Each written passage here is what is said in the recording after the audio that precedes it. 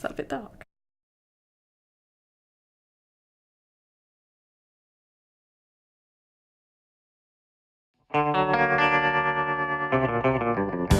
In an industry stuffed with marketing bullshit, empty promises, and shiny-suited liars, one woman's had enough.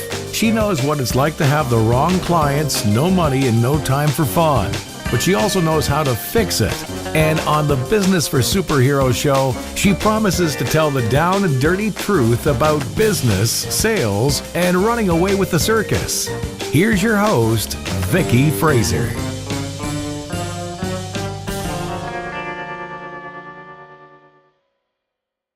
Why has it gone dark? Because we haven't got the feel lights on. It was lighter a second ago. Oh, let's... I knew.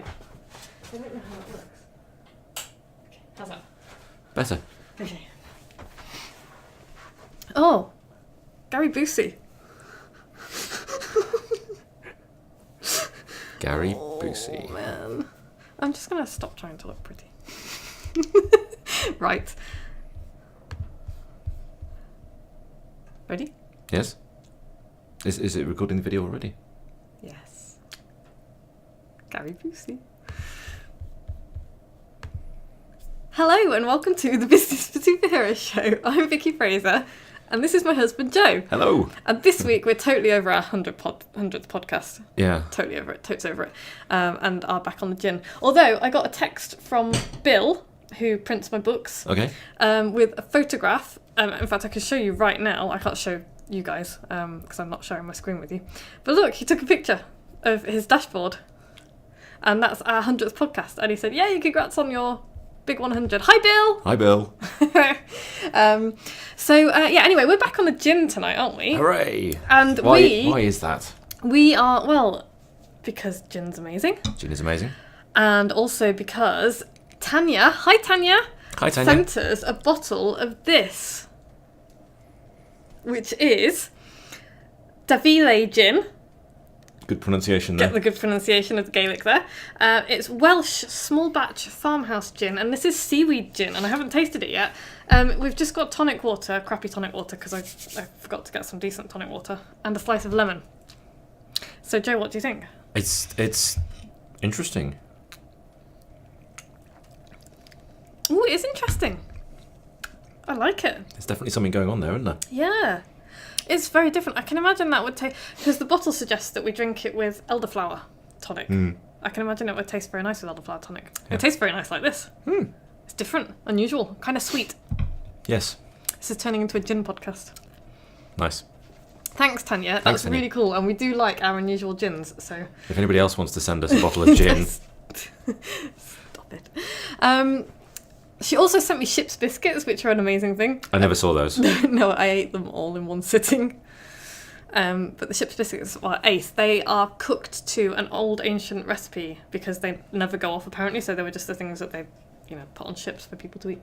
Hence the name. Hence the name. Ship's biscuits. Yes, indeedy. So yeah, that's that really. Okay, so it's episode 101. Episode 101. And we're recording this on the Monday night, and it's our wedding anniversary tomorrow, isn't it, Joe? It is indeed. We're sat huddled in front of the fire. Because it's like minus 33 degrees here. Super cold. In fact, I think we're approaching absolute zero. I think we're at about minus 272 Kelvin. Getting pretty desperate. Yeah. Not helped by the fact that Whiskey the cat can open one of the windows upstairs. And all of the doors in between. So basically, she sucks all the heat out of the house. Which is great, because there's nowhere near enough. Enough what? Heat. No, that's true. To begin with. At all. Yeah, I think we're nearing the heat death of the universe in this house. I think that's where it will begin. So, anyway, so it's our 8th wedding anniversary tomorrow. Yay! And I've been tracking your gift. Your gift arrived today and it had me in stitches. Really? Yeah. Oh. Your gift hasn't arrived. So we do this thing where we look up whatever like the traditional gift is for our year of anniversary. So on year 1, I got Joe a book. I got you The Cat in the Hat, didn't I? And some Dr. Seuss books. And he got me the most beautiful fountain pen, which was just lovely. You're very good at gifts. And because one is paper, you see, and kind of obvious to give paper, but I was wanting to get back into letter writing, and my best friend had just moved to Cornwall, so it was so lovely. Yeah. Anyway, so yeah, do you remember our wedding day clearly? Yes. Do you? Do you remember all of it? I mean, it zipped past a bit quickly, but yeah, mostly. Because I only remember bits and pieces, because I was not very well. Mm. Somebody drank all the mulled wine, and it wasn't me. I did not drink. I literally had hardly any of the mulled wine, and I was quite upset about that. I was like, where's the mulled wine? Because we got married, obviously, in November, because it's our anniversary tomorrow, and you're listening to this in November. But yeah, I don't really remember a lot of it, which is Well, that's sad. good to know. I remember like bits and pieces of it. I remember cutting cupcakes with a giant knife, which was funny, Mm-hmm. and I remember dancing with my niece. Mm-hmm. But what I remember much more clearly was our honeymoon in Costa Rica. Yes. Well, it did last like a fortnight instead of one day. Only 10 days, 10 days. which is not long enough. Guys, if you are in the UK and you are planning on going on holiday to Costa Rica, go for at least 2 weeks, because it is a hell of a long way to go. Although I think they fly direct to Costa Rica now, because we had to go via Tesco. Via Texas.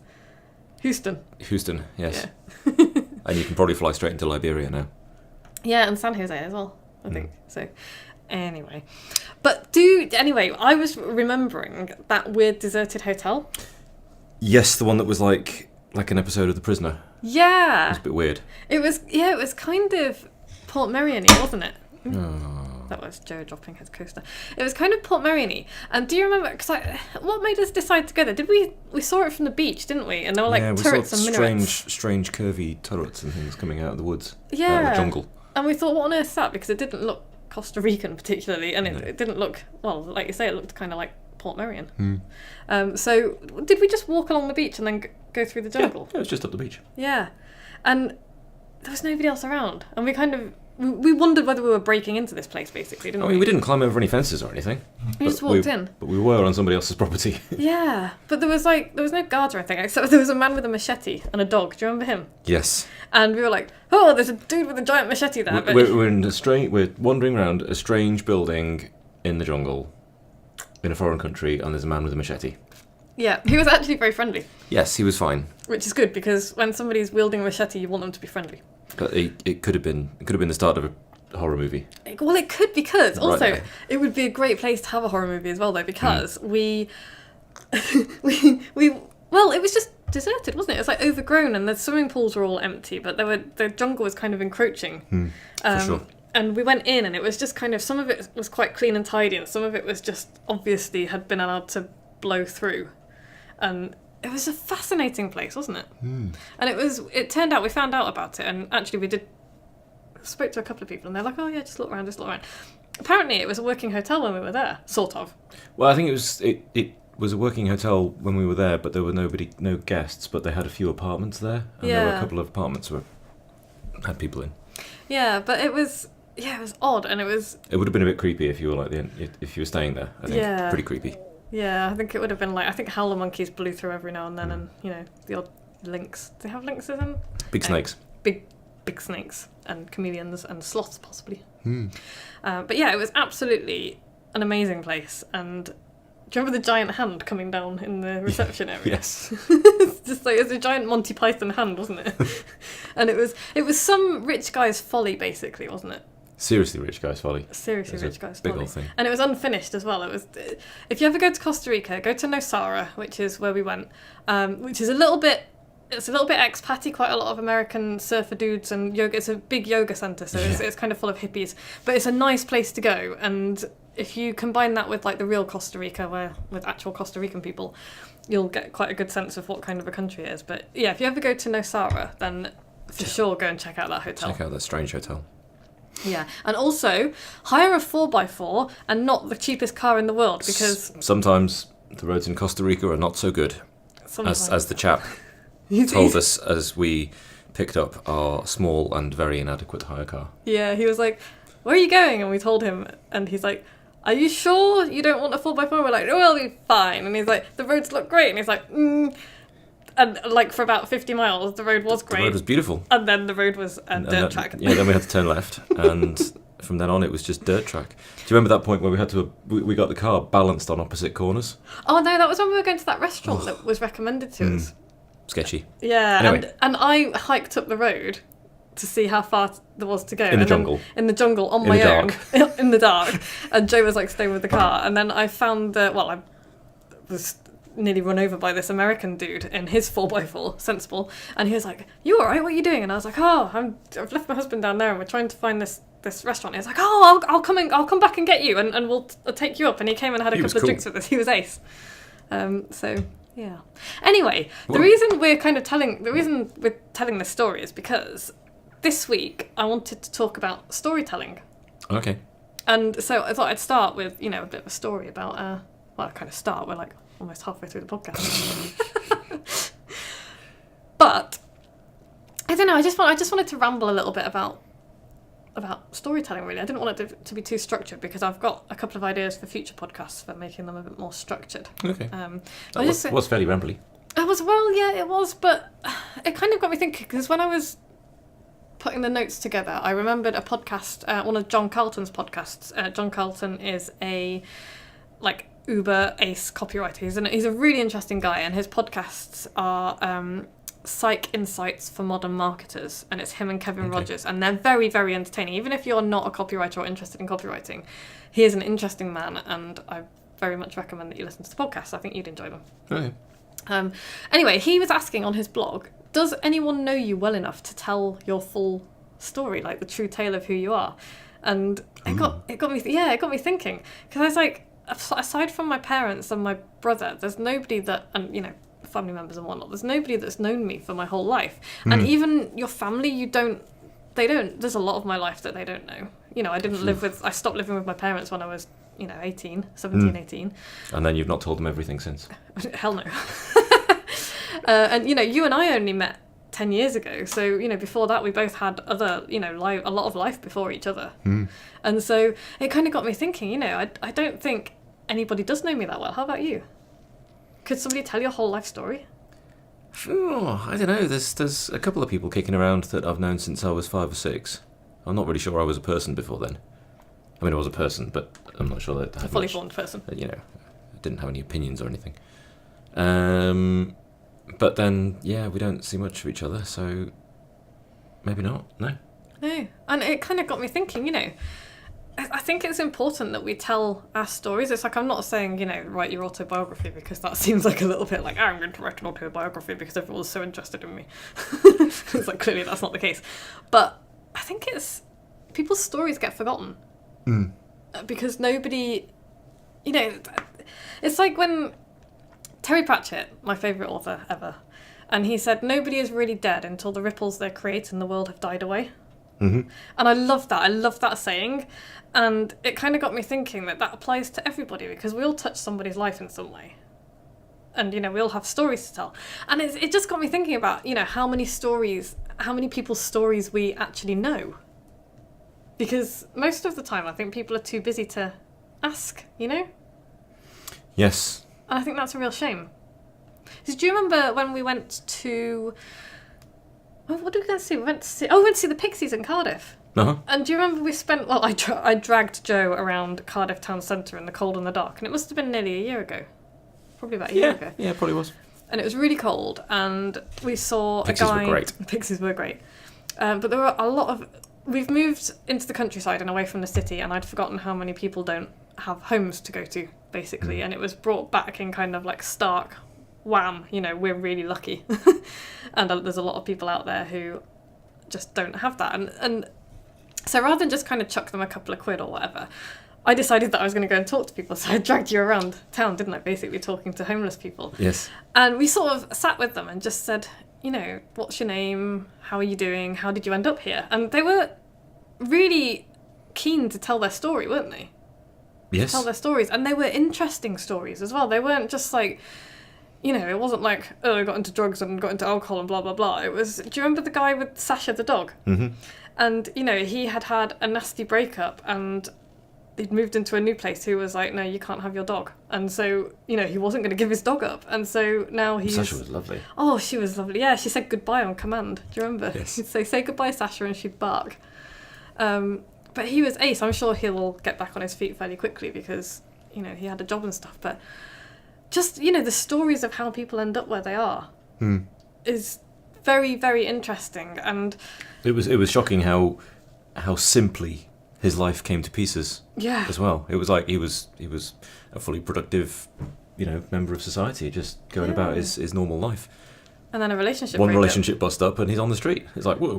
Which makes you wonder about his family and also about his ex, because it's like, because I've been married before, if Dave was going to be homeless, I would never. There's no way I would have let him be homeless. You know. No. There's just so it just makes you wonder about, you know, the other bits of people's stories that you don't hear. We probably didn't get the full story. I'm sure we didn't. We just got a tiny portion of his side of things. But it was just, and then it gets you thinking, you know, well, why is this and why is that? And it's just piecing people's stories together, you know. And it's just interesting. So, and at the moment, I'm writing a book for a client, and during one of the interviews with an expert on the subject that I was, you know, doing that particular chapter, she told me a story, and it was about an old lady who was moving to a smaller home. Because, you know, people downsize when they get older. And she was getting rid of her stuff. And when they got to her wardrobe, it was just full of beautiful dresses. And she'd start, as she was kind of pulling them out and deciding, you know, where they were going to go and who was going to have them or where they're going to go to, you know, charity shops or whatever, she started reminiscing and telling the stories that the dresses went with.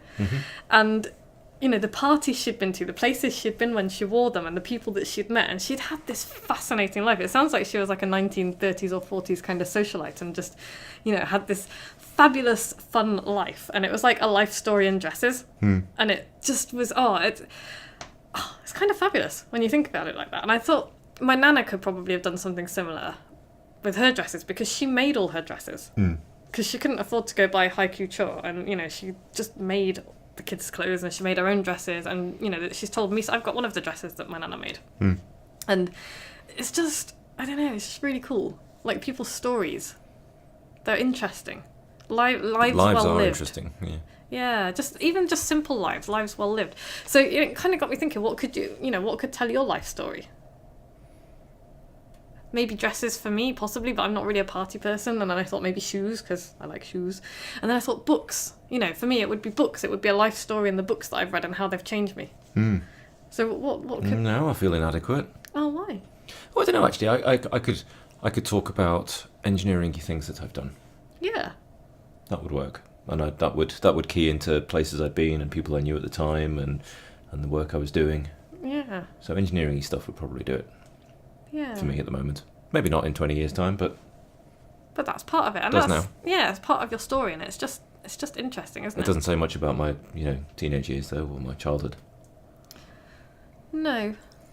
Whereas, you know, I can still remember the first book that had a really profound effect on me was...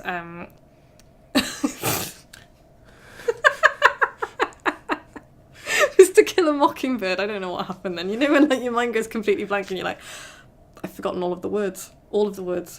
If anybody's got a copy of Guy N. Smith's Killer Crabs... What? From the 1970s, when there was lots of kind of 60s and 70s, there were lots of sort of disaster books written by people like Guy N. Smith.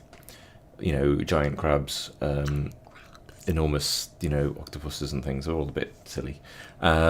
Anyway, start of chapter 3 of Guy N. Smith's Killer Crabs. That was formative.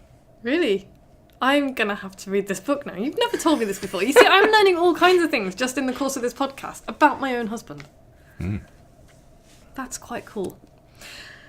Anyway, so yeah, but it kind of got me thinking about, you know, how you can tell your life story and how everything that you do is interesting. It's like, even, you know, when somebody says, "How was your weekend?" don't just say, "Oh, you know, it was fine." Went shopping. Tell them a story. Turn it into a mini adventure. How was your weekend?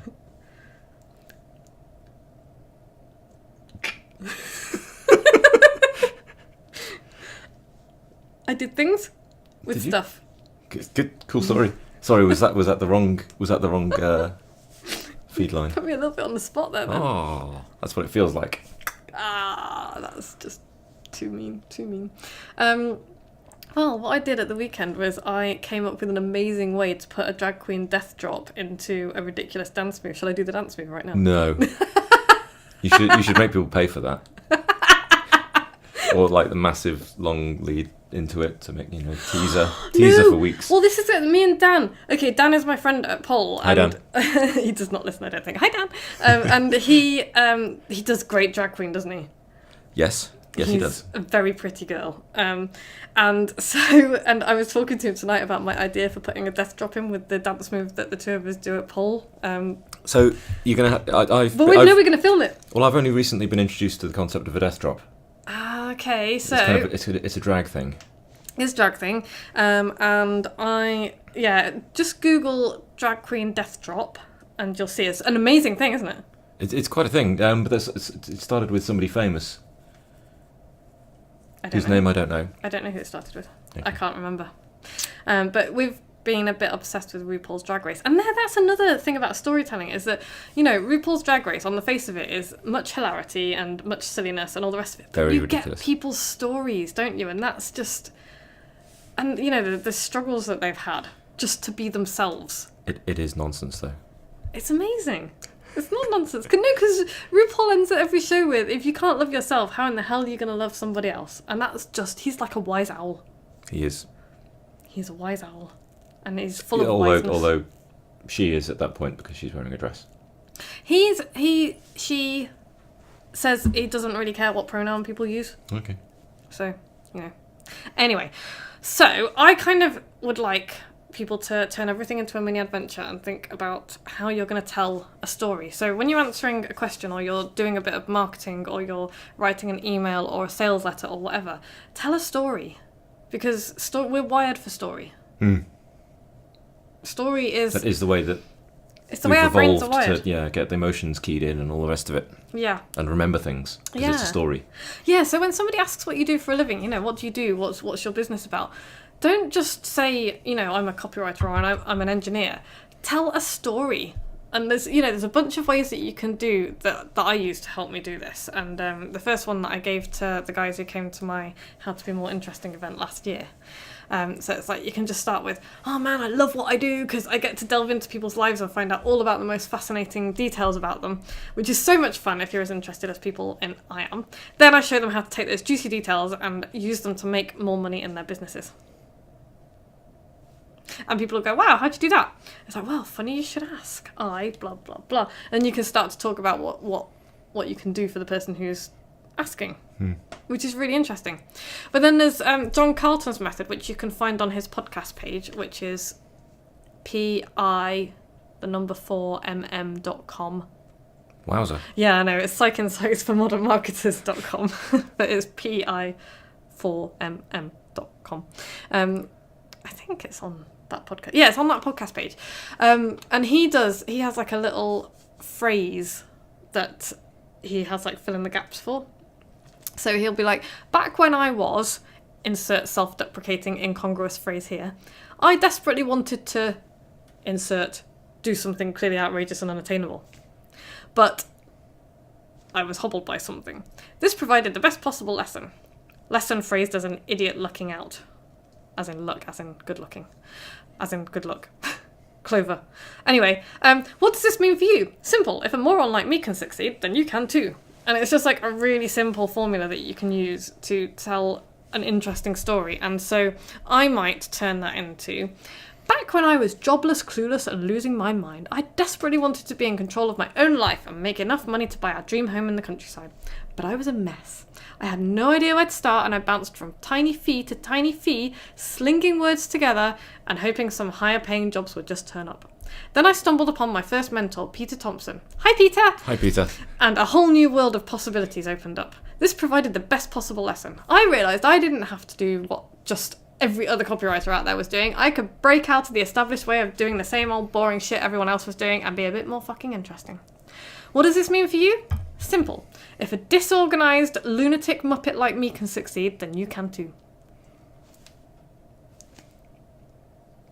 Cha-ching. Cha-ching. That's like, I just literally wrote that off the top of my head, and I would do better if I was going to put more. But, something like that. So when somebody asks what you do, Yeah. make it a story. Because that is just a very simple, very short story. And it's more interesting than just saying, I'm a copywriter. It is much more interesting than just saying I'm a copywriter. Yeah. And you give the person you're talking to has any number, assuming they've got the merest hint of wit about them, you've given them 23 different ways to engage in an interesting conversation with you. Yeah, absolutely. Whereas you go, I'm a copywriter, and they go, oh, do you like that? And you go, yeah. Or more likely, can you help me out with this problem I've got with this legal issue? It's like, no, not that. No, copywriter with a W. It's what I've copyright. Oh, I've got this problem. Somebody's stolen my intellectual property. No. No. But yes, and people like people who are easy to talk to. Yeah. So make life easy for people to talk to you. Yeah. And engage. And a really simple way to do that is ask people questions and be interested in their life. And the reason that I'm looking meaningfully into the camera right now, because it's people don't ask enough questions of other people. They do a lot of talking, but they don't do a lot of listening. And I said this before, and I'll say it again. You got 2 ears and 1 mouth. Use them in that proportion. Ask people about themselves, and you will find out the most fascinating stuff. Because people are interesting. Most people. Some people are a bit dull. But that's just because they think they're dull. I think that people who are dull think they're dull, and therefore they don't bother to try and be interesting. You have to tease it out of people. I think there's an art to getting people to tell you their stories, which I'm pretty good at. My interviews are pretty good. I'm quite proud of them. I got stuck in a little mental loop there of trying to work out how many people, if you had a bunch of people who all listened twice as much as they talked, what percentage of the time would be silence? And did you get stuck in in a proper maths loop then? Yeah, I just kept adding one more person to the conversation. And oh, that's like the Infinite Hotel. Ugh.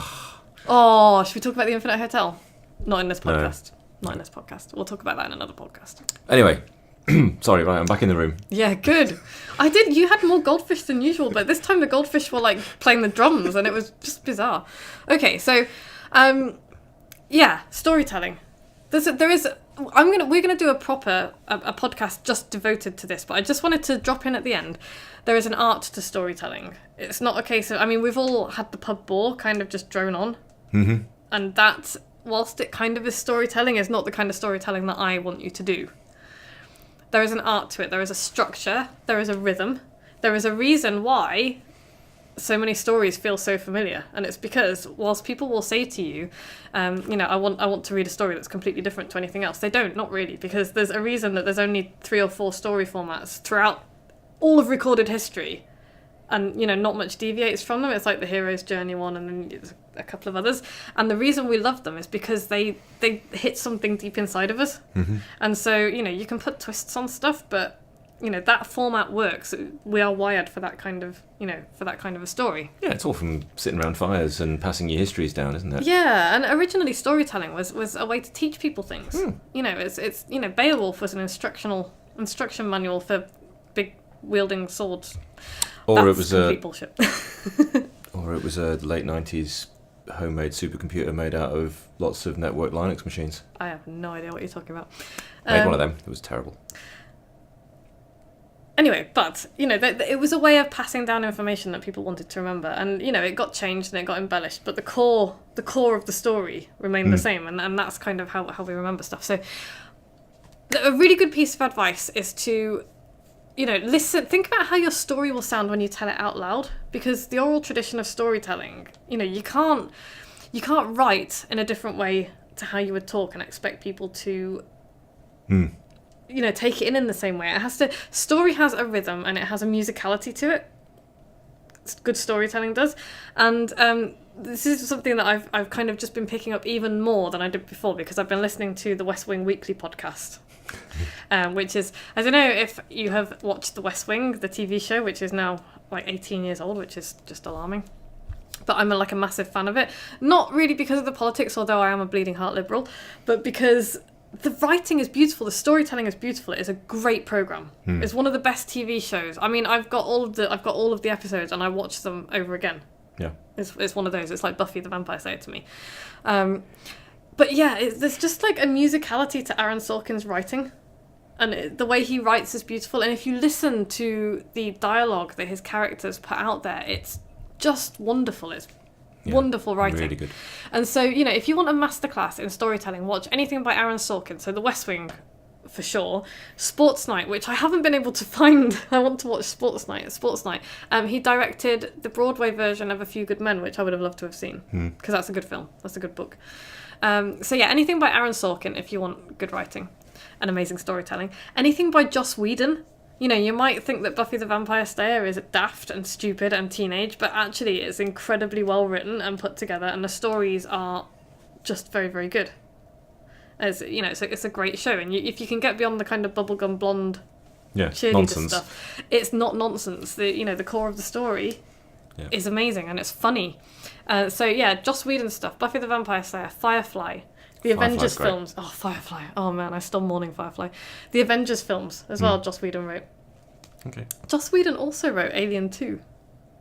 Oh No, which one was it? It was the bad one. Which was the bad one? Oh, the one on the prison. The bad one. Joss Whedon wrote the bad one, and he now disowns it because they basically took his writing and butchered it and turned it into something that wasn't his, and I think he was quite upset about that. But yeah, that was quite random. He wrote that. So. Okay. Yeah. Anyway, so takeaway this week. Go forth and talk to people. Ask them what their story is, and especially older people, because they have lived interesting lives and their stories are like real life films. They're fascinating and they deserve to be told. If you ask an older people about their life, their face will light up and they will talk to you. So I love asking my grandma about how she and my granddad met, for example, and, that they used to... Oh my God, that they used to go dancing. They used to go dancing, like proper dancing, because there were no, well, there were pubs and things, but, that wasn't where young people went. They went dancing. They didn't go raving. And do you remember the story? Were you there for the story that she told about the church? Because they used to go to church. Oh, yes. This is hilarious. They used to go to church on a Sunday, and then a group of them would go to the pictures afterwards. Go to the cinema, the movies. Afterwards. That's not a good story, though. But in church, the vicar would give this sermon about how the dangers and the evils of going to the cinema on a Sunday. Houses. Yeah, terrible. Yeah, picture houses on a Sunday. Terrible, terrible. And so my grandma and her friends would stand and give out pamphlets about the evils of going to the cinema on a Sunday. And after they'd finished giving out the pamphlets, they would go to the cinema. Which it's like, this is why I love my grandma. She was just completely awesome. She is completely awesome. Yeah. When she was young, she was completely awesome. So, go and talk to people. Talk to older people. Talk to homeless people. Their stories are amazing, and they will change your perception of homeless people, I think. And figure out your story. Figure out your story. Work out how to be more engaging and weave all of this stuff into the fabric of your life and use it in your business. And takeaway 2 is read and watch voraciously. So pay attention to the stories that grip you and dig into them to find out why they grip you. Mm-hmm. And we'll do more on this subject in future because I'm really getting into the whole storytelling thing. Right. Next week, I will be in Turkey. Yay. It will be warm. Oh my God. And Joe and I will be nattering about the importance of broadening your horizons and learning about everything in the entire universe. Learn it all. Learn it all. So yeah, that's it. Oh, Bookaholics Anonymous. Bookaholics Anonymous. Join Bookaholics Anonymous. It's free. Everybody's got a big pile of books. Everybody's not read any of them. So we're going to read a book a month, and we're going to, at the end of the month, have a half-hour, 45-minute Zoom call. What sort of book? We're talking business books? We're talking self-improvement books? We're talking novels? Yes, fiction, all of the autobiographies? All of the above, actually. It was originally just going to be business books, but as you will see next week, when you tune into next week's podcast, it's really important to learn everything about everything. Okay. And during the call, I want everybody to share the top 3 things they learned from this book and how they're going to apply it in their business. Cool. If you want to join, it's totally free. If you want to join, go to vickyfraser.com/book club and sign up. You've still got a couple of weeks left to do November's book. What's November's book? It's Purple Cow by Seth Godin. Okay. It's very good. It's very short. A nice short one to start with. Easy. If you like this podcast, please go to iTunes and subscribe. Yay. Because it helps us climb the rankings. Or, subscribe wherever you subscribe. And please leave us a review, because it will help more people find us and laugh at us. And please share it. If you know someone who will enjoy this nonsense, send them to vickyfraser.com/podcast. And don't forget, you can now see us and all of the outtakes on YouTube. If you're watching this on YouTube, that might have been weird. Anyway, we'll be back same time next week. Thanks, Joe. No worries. We should shout out to somebody. Lynn for the gin. Tanya for the Tanya gin. for the gin. Jesus. Although, I'm also going to thank Lynn. I'm going to shout out to Lynn for sending me a beautiful gift. Thank you, Lynn. She sent me a little cat medallion handmade by a local artist, and it's gorgeous. I knew we had Just to shout because. out to Lynn. Yeah, so thank you. Thank you, Tanya, for the gin. Thank you, Tanya for the gin. We'll see you next week. See ya. Bye!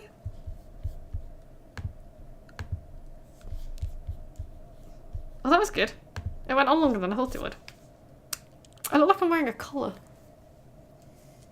This is actually what I was wearing to pole earlier. This is my pole top. And underneath is the things that I'm wearing to pole, and it looks like I'm wearing a collar. But not. I feel I should point that out for, YouTube people. Time for dinner. Yes, biryani. Cool. See ya.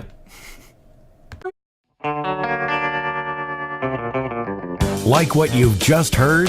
Tell your colleagues, tell your friends, send them to www.businessforsuperheroes.com/podcast.